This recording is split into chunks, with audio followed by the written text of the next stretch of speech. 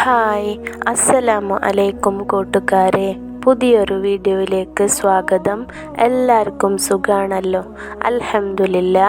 നിങ്ങൾ വളരെ പ്രയാസത്തിലും അതുപോലെ എന്തെങ്കിലും നഷ്ടം വരുകയും മനസ്സിന് താങ്ങാൻ പറ്റാത്ത എന്തെങ്കിലും പ്രയാസങ്ങൾ വരുകയും അല്ലെങ്കിൽ നിങ്ങൾക്ക് സാമ്പത്തികമായ ഞെരുക്കങ്ങൾ വരുകയും അല്ലെങ്കിൽ എന്തെങ്കിലും പ്രയാസത്തിൽ നിങ്ങൾ പെട്ട് അത് സാമ്പത്തികമായിക്കോട്ടെ, ഷോപ്പ് സംബന്ധമായിക്കോട്ടെ, ബിസിനസ് സംബന്ധമായിക്കോട്ടെ, രോഗം സംബന്ധമായിക്കോട്ടെ, അല്ലെങ്കിൽ എന്തുമാവട്ടെ, നിങ്ങളൊരു പ്രയാസത്തിൽ പെട്ടുകഴിഞ്ഞാൽ നിങ്ങൾക്ക് ഈ ഒരു ദിക്ർ മുറുകെ പിടിച്ചോളി.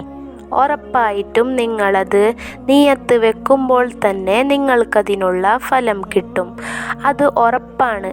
കാരണം അത്രക്കും എഫക്റ്റീവുള്ള ഒരു ദിക്റാണ്.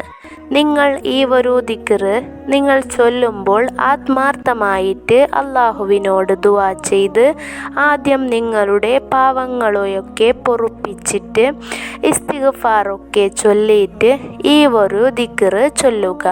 ചൊല്ലേണ്ടത് 1444 തവണയാണ്. ലാ ഇലാഹ ഇല്ല അന്ത സുബ്ഹാനക ഇന്നി കുന്തു മിനൽ ളാലിമീൻ എന്ന ഈ ഒരു ദിക്ർ ചൊല്ലുക. അത്രക്ക് ഫലമുള്ള ഒരു ദിക്റാണ്. പ്രയാസത്തിൽ നിന്ന് നമ്മൾ പുറത്തേക്ക് വരും. നമുക്കെന്താണോ ബുദ്ധിമുട്ട് അത് പെട്ടെന്ന് എളുപ്പ വഴിയിലൂടെ അത് പരിഹരിച്ച് കിട്ടും പോലെ തോന്നും. നിങ്ങൾ ഇതൊന്ന് ചൊല്ലി നോക്ക്. ഒരുപാട് ഫലം കിട്ടിയൊരു ദിക്റാണ്. നമുക്ക് ഒരുപാട് ഫലം കിട്ടുന്ന ഇസ്തിഗ്ഫാറും നമുക്ക് പ്രയാസത്തിൽ നിന്ന് കരകയറാനുമൊക്കെ കൂടിയിട്ടുള്ള നല്ലൊരു അമലാണ് ഇത്. ഇത് ചൊല്ലിയാൽ ഒരിക്കലും നിങ്ങൾക്ക് നഷ്ടം വരില്ല. നിങ്ങൾക്ക് അത് ഉപകാരപ്പെടും. നിങ്ങളുടെ പ്രയാസങ്ങളെല്ലാം മാറിക്കിട്ടും.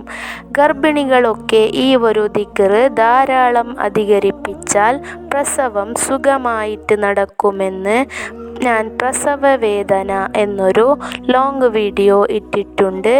കാണാത്തവരുണ്ടെങ്കിൽ പോയി കാണുക. ഗർഭിണികൾക്ക് അത് ഉപകാരപ്പെടും. നിങ്ങൾക്ക് പ്രയാസം മാറാനും ആഗ്രഹം നിറവേറാനൊക്കെ ഈ ഒരു ദിക്ർ ചൊല്ലി നോക്ക്. നല്ലൊരു ഫലം കിട്ടും ഇൻഷാ അല്ലാഹ്. നമ്മുടെ നിയ്യത്ത് നല്ലത് വേണം എന്ന് മാത്രമാണ്.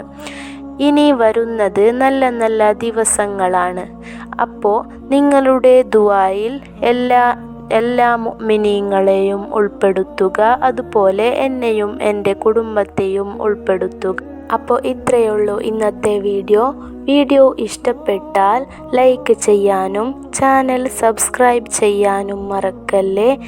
അപ്പോൾ അടുത്ത വീഡിയോയിൽ കാണാം. അസ്സലാമു അലൈക്കും.